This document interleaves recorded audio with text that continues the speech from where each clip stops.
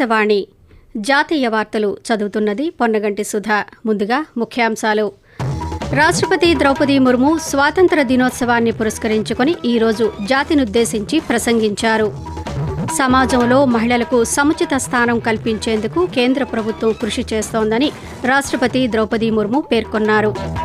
న్యూఢిల్లీలోని ఎర్రకోటలో రేపు జరిగే 78వ స్వాతంత్ర దినోత్సవ వేడుకల్లో ప్రధానమంత్రి నరేంద్ర మోదీ జాతీయ జెండాను ఆవిష్కరిస్తారు.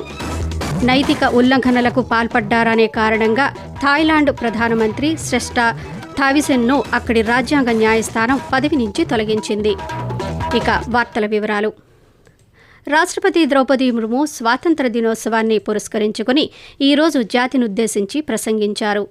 దేశమంతా స్వాతంత్ర దినోత్సవాన్ని జరుపుకునేందుకు సిద్ధమైన ఈ సంతోషకరమైన సందర్భంలో దేశ ప్రజలందరికీ అభినందనలు తెలియజేశారు. ప్రాణాలను పణంగా పెట్టి మన స్వేచ్ఛను కాపాడుతున్న మన సాయుధ దళాల ధైర్యవంతులైన సైనికులకు ప్రత్యేక అభినందనలు తెలిపారు. 2021-24 మధ్య భారత్ సగటున 8% వార్షిక వృద్ధిని సాధించిందని, ప్రపంచంలో వేగంగా అభివృద్ధి చెందుతున్న ఆర్థిక వ్యవస్థల్లో ఇప్పుడు భారత్ ఒకటని అన్నారు. సామాజిక న్యాయానికి కేంద్ర ప్రభుత్వం అత్యంత ప్రాధాన్యత ఇస్తోందని రాష్ట్రపతి పేర్కొంటూ 15 अगस्त के दिन देश विदेश में 140 करोड़ से अधिक देशवासियों के साथ अपने इस महान देश का हिस्सा होने की हमारी खुशी को अभिव्यक्त करता है। राष्ट्रपिता महात्मा गांधी ने स्वाधीनता संग्राम की विभिन्न परंपराओं और उनकी विविध अभिव्यक्तियों को एकजुट किया। मेरे प्यारे देशवासियों, हमें संविधान निर्माता डॉक्टर B.R. अम्बेडकर के शब्दों को भी सदैव याद रखना चाहिए। राजनीतिक लोकतंत्र तब तक नहीं टिक सकता जब तक कि उसके आधार में सामाजिक लोकतंत्र ना हो. అలాగే రాష్ట్రపతి జాతినుద్దేశించి మాట్లాడుతూ పరాయి పాలనలో ఉన్న దేశం విముక్తికై ఎందరో వీరులు ప్రాణత్యాగం చేశారన్నారు. వారి స్ఫూర్తి తరతరాలకు అందుతుందని, ఇటీవల తీసుకువచ్చిన నూతన నేర చట్టాలు అమరవీరులకు అంకితమన్నారు. సమాజంలో మహిళలకు సమాన స్థానం కంటే ఎక్కువ అందించేందుకు కేంద్ర ప్రభుత్వం కృషి చేస్తోందని వెల్లడిస్తూ हमारे समाज में महिलाओं को केवल समानता का ही नहीं बल्कि समानता से भी ऊपर का दर्जा दिया जाता है। युवा प्रतिभा का समुचित उपयोग करने के लिए सरकार ने कौशल रोजगार तथा अन्य अवसरों को सुलभ बनाने के लिए पहल की है। अगले साल होने वाले गगनयान मिशन के शुभारंभ की उत्सुकता से प्रतीक्षा कर रही हूँ। इस मिशन के तहत भारत के पहले मानव अंतरिक्ष यान में भारतीय अंतरिक्ष टीम को अंतरिक्ष में ले जाया जाएगा. విదేశాల్లో ఉన్న భారతీయులు సైతం జాతీయ గీతాన్ని ఆలపించి త్రివర్ణ పతాకాన్ని ఆవిష్కరిస్తున్నారని రాష్ట్రపతి ద్రౌపది ముర్ము పేర్కొన్నారు. న్యూఢిల్లీలోని చారిత్రాత్మక ఎర్రకోట వద్ద రేపు జరిగే భారతదేశ 78వ స్వాతంత్ర దినోత్సవ వేడుకల్లో ప్రధానమంత్రి నరేంద్ర మోదీ పాల్గొని జాతీయ జెండాను ఆవిష్కరిస్తారు. అనంతరం జాతిని ఉద్దేశించి ప్రసంగిస్తారు. ఈ సంవత్సరం స్వాతంత్ర దినోత్సవం ఇతివృత్తం వికసిత్ భారత్ 2047. దేశాన్ని 2047 నాటికి అభివృద్ధి చెందిన దేశంగా మార్చే దిశగా ప్రభుత్వం చేస్తున్న ప్రయత్నాలకు పునరుత్తేజాన్ని అందించడానికి ఈ వేడుకలు వేదికగా నిలుస్తాయని రక్షణ మంత్రిత్వ శాఖ పేర్కొంది. ఎర్రకోటలో జరిగే ఈ వేడుకలను చూసేందుకు సుమారు 6,000 మంది ప్రత్యేక అతిథులను ఆహ్వానించారు. యువకులు, గిరిజనులు, రైతులు, మహిళలు, వివిధ ప్రభుత్వ పథకాలు, కార్యక్రమాల సహాయంతో వివిధ రంగాల్లో రాణించిన వారు ఈ వేడుకల్లో పాల్గొననున్నారు. ఇటీవల ముగిసిన ప్యారిస్ ఒలింపిక్స్లో పాల్గొన్న భారత బృందాన్ని కూడా ఈ వేడుకల్లో పాల్గొనాల్సిందిగా ఆహ్వానించారు. MyGov, ఆకాశవాణి సహకారంతో రక్షణ మంత్రిత్వ శాఖ నిర్వహించిన వివిధ ఆన్లైన్ పోటీల్లో 3,000 మంది విజేతలు కూడా ఈ వేడుకల్లో భాగం కానున్నారు. దేశవ్యాప్తంగా వివిధ పాఠశాలల నుంచి ఆర్మీ, నేవీ, ఎయిర్ ఫోర్సుకు చెందిన మొత్తం 2,000 మంది బాలబాలికల క్యాడెట్లు ఈ వేడుకల్లో పాల్గొంటారు. నైతిక ఉల్లంఘనలకు పాల్పడ్డారనే అభియోగాలపై థాయిలాండ్ ప్రధానమంత్రి శ్రేష్ఠ థావిసెన్ను అక్కడి రాజ్యాంగ న్యాయస్థానం పదవి నుంచి తొలగించింది. ఈ ఆదేశాలు తక్షణమే అమల్లోకి వస్తాయని పేర్కొంది. కొత్త ప్రధానమంత్రి నియామకానికి అక్కడి పార్లమెంటు ఆమోదం పొందేంత వరకు ఆపద్ధర్మ పద్ధతిలో ప్రస్తుత మంత్రిమండలి కొనసాగుతుందని స్పష్టం చేసింది. ఓ న్యాయమూర్తికి లంచం ఇవ్వడానికి ప్రయత్నించిన కేసులో జైలు శిక్ష అనుభవించిన కేబినెట్ సభ్యుడి నియామకానికి సంబంధించిన వ్యవహారంలో ప్రధానమంత్రిపై అక్కడి న్యాయస్థానం ఈ తీర్పు వెలువరించింది. మంత్రివర్గం పునఃవ్యవస్థీకరణలో భాగంగా పిచిత్ చుయన్బాన్ను మంత్రివర్గంలోకి ప్రధానమంత్రి శ్రేష్ఠ తీసుకున్నారు.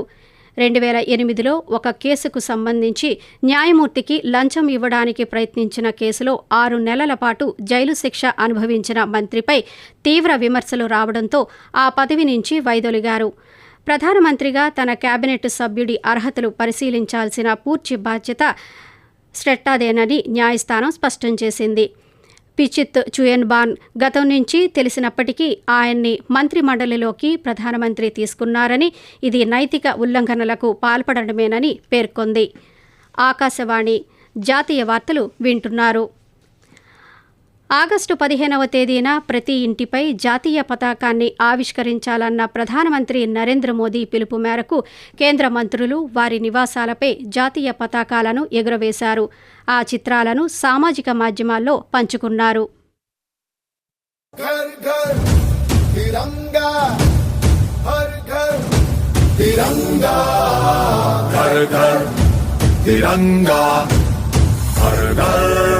तिरंगा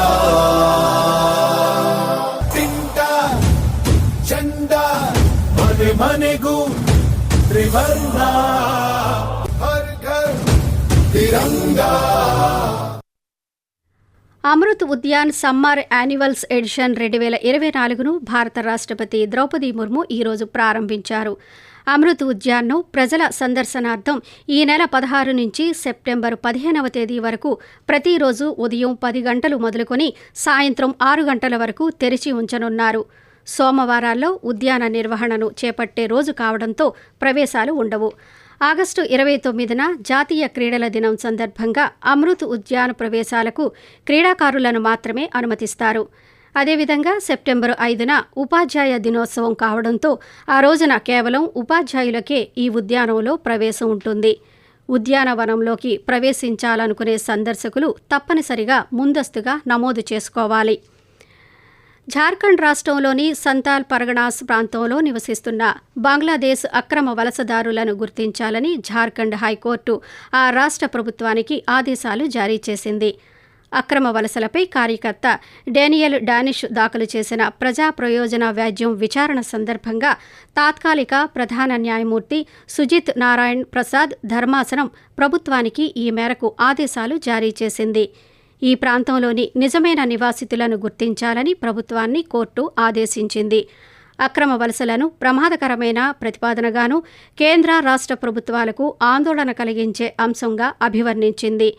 రేషన్ కార్డు, ఆధార్ కార్డులు, ఓటరు గుర్తింపు కార్డులు వంటి గుర్తింపు పత్రాలను రూపొందించడానికి అవసరమైన పత్రాలను దరఖాస్తుదారుని భూమి పత్రాలు, నివాస స్థితిని ధృవీకరించిన తర్వాత మాత్రమే జారీ చేయాలని కోర్టు ఆదేశించింది. జపాన్ ప్రధానమంత్రి ఫుమియో కిషిదా సెప్టెంబరులో పదవి నుంచి వైదొలుగుతానని ప్రకటించారు.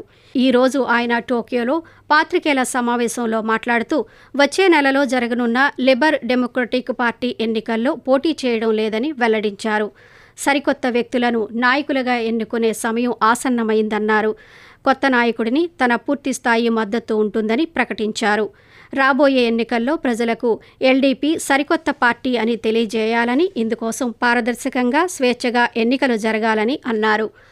ఆకాశవాణి జాతీయ వార్తలు ముగించే ముందు ముఖ్యాంశాలు మరోసారి. రాష్ట్రపతి ద్రౌపది ముర్ము స్వాతంత్ర దినోత్సవాన్ని పురస్కరించుకుని ఈరోజు జాతినుద్దేశించి ప్రసంగించారు. సమాజంలో మహిళలకు సముచిత స్థానం కల్పించేందుకు కేంద్ర ప్రభుత్వం కృషి చేస్తోందని రాష్ట్రపతి ద్రౌపది ముర్ము పేర్కొన్నారు. న్యూఢిల్లీలోని ఎర్రకోటలో రేపు జరిగే 78వ స్వాతంత్ర దినోత్సవ వేడుకల్లో ప్రధానమంత్రి నరేంద్ర మోదీ జాతీయ జెండాను ఆవిష్కరిస్తారు. నైతిక ఉల్లంఘనలకు పాల్పడ్డారనే కారణంగా థాయిలాండ్ ప్రధానమంత్రి శ్రేష్ఠ ధావిసిన్ను అక్కడి రాజ్యాంగ న్యాయస్థానం పదవి నుంచి తొలగించింది. ఆకాశవాణి జాతీయ వార్తలు ఇంతటితో సమాప్తం.